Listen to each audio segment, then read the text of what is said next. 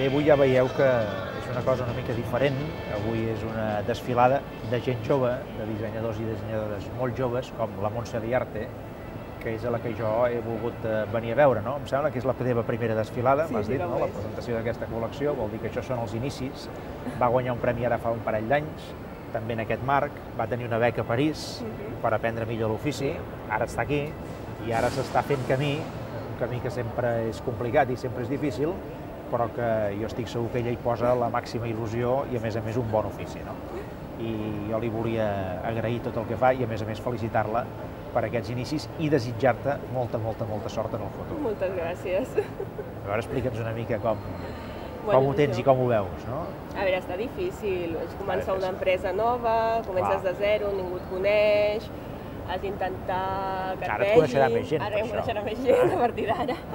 Has d'intentar que et vegin, que vegin la teva roba, perquè, clar, la gent va més a marques més consolidades, ara els nous dissenyadors fan més por, en principi, però s'ha d'intentar. I si tu vols fer-ho, ho intentes i t'arrisques a veure com surt, però s'ha de fer. Doncs aquest és l'esperit que jo crec que ens convé en aquest moment a Catalunya, no? Gent jove que tingui ganes d'arriscar-se, de provar coses que, com ella diu, no són fàcils, però qui no diuen, hi ha una dita catalana que diu que qui no arrisca, no pisca. Això, clar. Doncs escolta, felicitats una vegada més. Moltes gràcies. Que vagi molt bé. Gràcies.